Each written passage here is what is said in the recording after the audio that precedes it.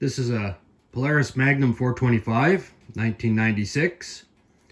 First quad I owned was like this, except in 95. The problem with this one is the all-wheel drive isn't working. So the first thing I did is I took the button apart and tested for power. It had no power and it had no ground.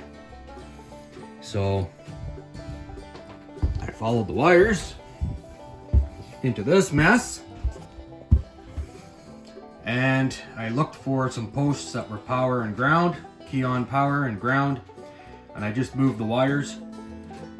And now when I turn the key on, I hit the button, the light comes on. So now I have a 3-wheel drive quad. So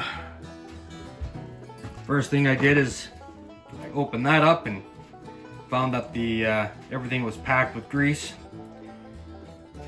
Supposed to be running in oil, so I cleaned that up, put it back together, and it kind of grabs very, very weakly, but I'm thinking that maybe the magnet's done.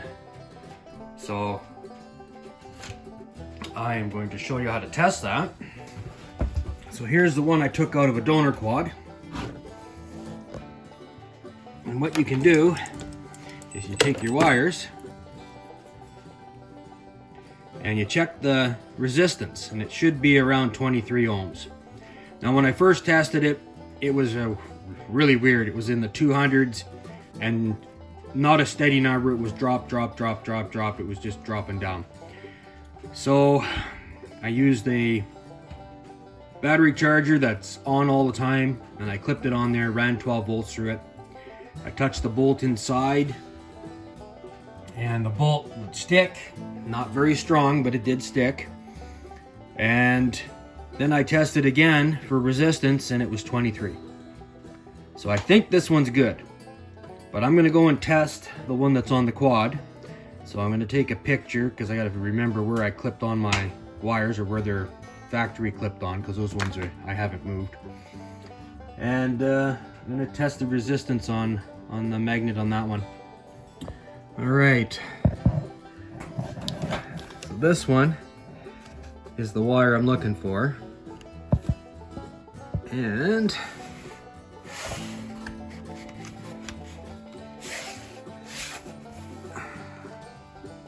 the one right above my finger is where that plugs in. And the other one, I'll dig around in the wires here. And the other one is right there. So I'm gonna pull those off and test my resistance in that. So I used my voltmeter. It was getting about 60 ohms resistance. So I think that maybe that magnet's done. So I'm gonna go through the process of swapping this out. So in order to do that, there's a bolt on your steering rod there. There is, let's see, right, and there's a bolt on the bottom there. You're gonna have to split that ball joint. And then up top's a pain, because you got to hold the top and spin the nut, the big nut off. So there's not a lot of room in there, but it drops down as when you take it off. So, well, let's get at her. So I have to take this cap off, and there's oil in here. That's where you put your oil in. So when I take this cap off, I know there's oil in there because I topped it up. So I'm going to take this cap off and catch the oil. And then this nut that's on the axle here on the left hand side, it spins backwards to come off. So just, if you go to do it, you're going to find out real quick that if you turn it the wrong way, it's not going to come off. It's going to get tighter. Well, it was a battle, but I got that out. I disconnected my plastics and jammed them up in the air to give me some room. It was really tight. I couldn't put a wrench on the top. the plastics and stuff were in the way.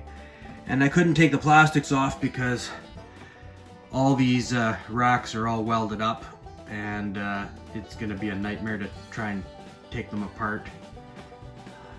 So I just pried it up, and then I grabbed some vice grips, and I took 3 pairs, clamped them on the shaft, spun them until they hit the motor, and then I managed to break it free. Once it broke free, it came off easy. So I've already got the brakes off, so I just have the tie rod on the bottom ball joint, and this will pull right out. Oh, and the wiring, but the wiring is disconnected, so it should just pull through. What else? Oops. I guess I need to disconnect that. Get the brake line disconnected. So I've got this replacement off the other machine sitting in place now. So this little piece here is the piece that sticks onto the magnet, on this magnet here. And when it does so, it locks onto this and makes it so that this drags, and these are oval. So it's like a one-way gear, like on your starter.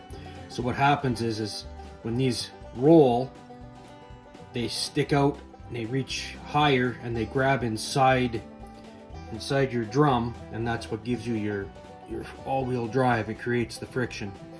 So I'm gonna plug this in, and you can actually hear it. When I try to wiggle it, you'll hear it hum. So just give me a second here.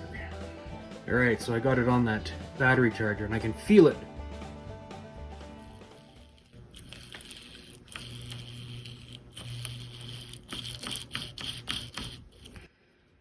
So, I unplug this. Now I'll do it without any power. You can see it rolls easy.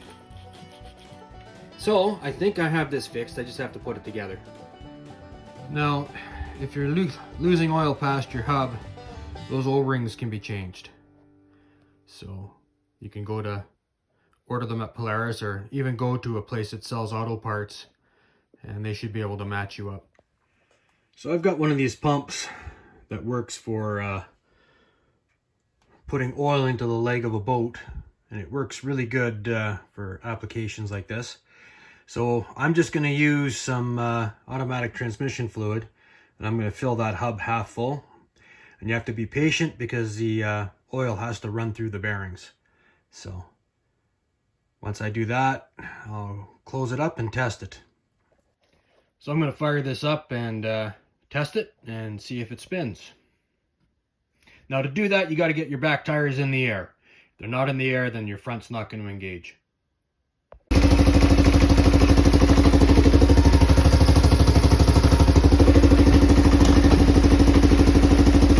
So at this point, it's just a matter of bolting, tightening up all the bolts on the tie rod and the ball joint and etc. Once I got everything tight, then I'll put the plastics back on and take her for a run. I guess I gotta hook up my wires, so I gotta run those. Anyway, it looks like I'm done.